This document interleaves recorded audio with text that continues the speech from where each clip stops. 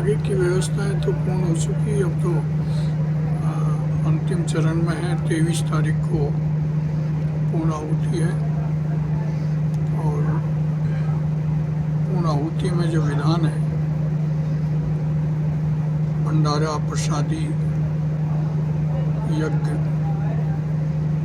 इसके साथ ही पूर्णाहुति होती है। तो यहाँ पूर्णाहुति के समय हमने भंडारा रखा है 23 अगस्त का, जिसमें काफ़ी साधु संत आए हैं प्रसादी के लिए।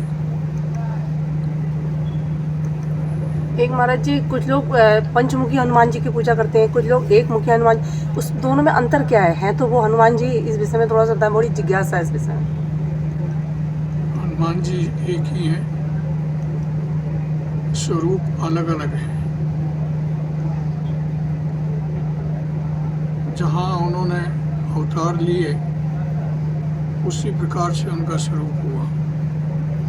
जिस प्रकार से भगवान विष्णु ने नरसिंह अवतार लिया तो उनको उस रूप में पूजा गया। मत्स्य अवतार लिया, उनको उस रूप में पूजा गया। तो जब जब जिस समय पे जहाँ उनको ज़रूरतें पड़ी, उन्होंने उसी रूप में अवतार लिया और अपनी भावना के अनुकूल वो दर्शन भी देते हैं और उस हिसाब से पूजा की जाती है। महाराज जी, पार्थिवेश्वर चिंतामणि महाप्रयोग वैसे तो आपदा से बचाने के लिए, सुख शांति के लिए किया जाता है। इसके अलावा भी इसके कुछ उपयोग हैं या कुछ इसके जो हमें लाभ मिलते हैं वो उसके विषय में थोड़ा सा बताएं। ईश्वर की पूजा को लाभ से नहीं देखें। ईश्वर की पूजा हमें करने को मिल रही है, ये उनकी कृपा है।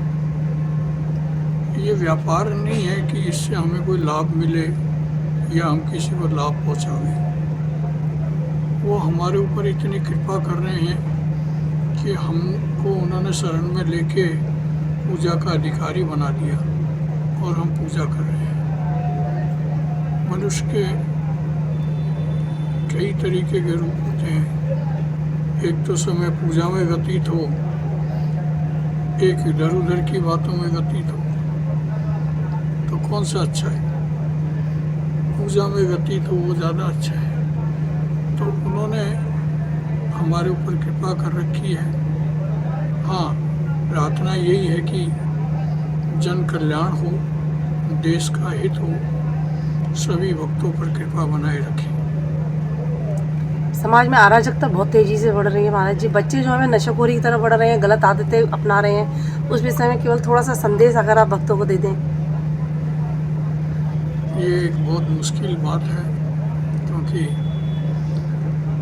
ये घर घर में बीमारी है जो आपके घर में भी है और सभी के घर में है। इसको पहले घर से ही सुधार किया जाए और घर में ही ध्यान दिया जाए।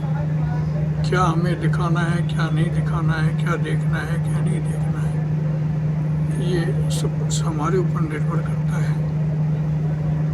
और समाज भी तो हम ही हैं, समाज कोई बाहर नहीं है। जब हमें कोई परेशानी नहीं है तो दूसरों को क्या परेशानी होगी?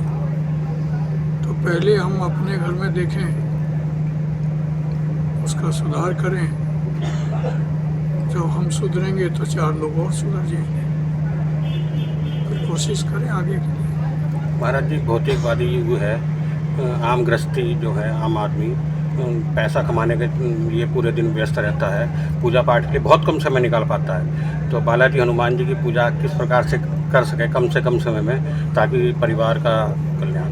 सही बात है, आपने सही पूछा है और सही प्रश्न है आपका, क्योंकि गीता में भी लिखा है कर्म प्रधान है।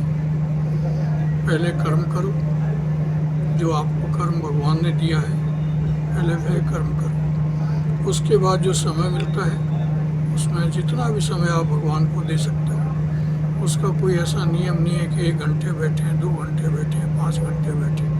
आप 5 मिनट भी बैठे, 5 मिनट भी उनको श्रद्धा से पूजें, वो भी उनको मंजूर है।